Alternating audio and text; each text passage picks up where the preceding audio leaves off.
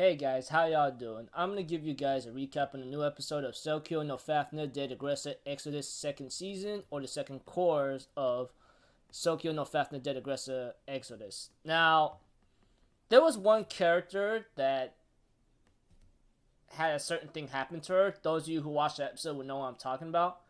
Now, I remember watching the Soukyuu no Fafner series a long time ago. Well, I binge watched it. Like, literally, I don't even know why I did that. But of all hell or something, when I looked at this episode, I'm not gonna lie, it was pretty devastating for some reason. It really smacked me hard right in the chest. Smacked me really hard in the chest, especially that ending right there. Um, I think I may know why it happened or something, possibly. But if I don't know or something, please remind me why this happened or something, possibly because I just think of other things. So if anything else, let's go. Okay, at the beginning, we have to it that I think Kanon is still fighting her way to try to find the future. As for the other kids who are pilots, they're suffering these side effects really badly right now. One of them, one of the pilots has a hole in his chest. The other one has these bubbly things or something that's growing on her face, on her eye. Apparently, covers her eye, and I think there was one who's been teleporting a lot and has been sleeping a lot lately, has that kind of side effect on her. And as for the others, it seems to be out of control. It seems to be somewhat alright, but for the time being. I think Kaburagi Sui seems to be alright, but after having a little small talk with his parents or something, they seem to might have opened their minds, but I don't really know what I'm really trying to say right now. But please forgive me if I'm like messing up or something. So if anything else, like let's continue. As for Kanon, she has been fighting for the future inside her mech for a long time, especially for many hours. And right now, like she did see a future where Kazuki survived with her, and they are the only two survivors on the island, which really shocks Kanon right now. And later on, she decides to go into the machine once more, and she finally found an answer or future right now, which was really something that I did not expect, but pretty devastating in a certain way. But dude, this episode literally shattered my heart, especially that ending, because it seems like Kanon is like looking back on the times where she's going at after that lantern thing whatsoever. She tells her mom to keep an eye on Chocolato. And as for Kanon, she decides to go on home, but apparently that was not really the case. She went to a cliff where she sees all the lanterns like floating away in the water, and we have to it that there was a scene about I think Kaburagi Sui ends up noticing something as his mother noticed something about the water, about the enemy.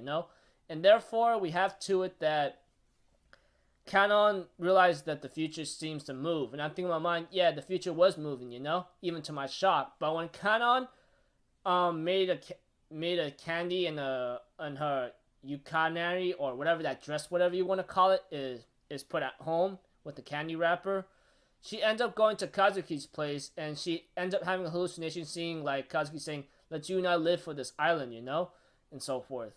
But yeah, there was a scene I think with the island's muse or the island's boss or something, where she tells Kanon that she would not forget her either, which might have foreshadowed something, though I didn't think much to it until that ending showed up. Kanon did have a hallucination about talking to Kazuki, but she says having a future with you is alright with me.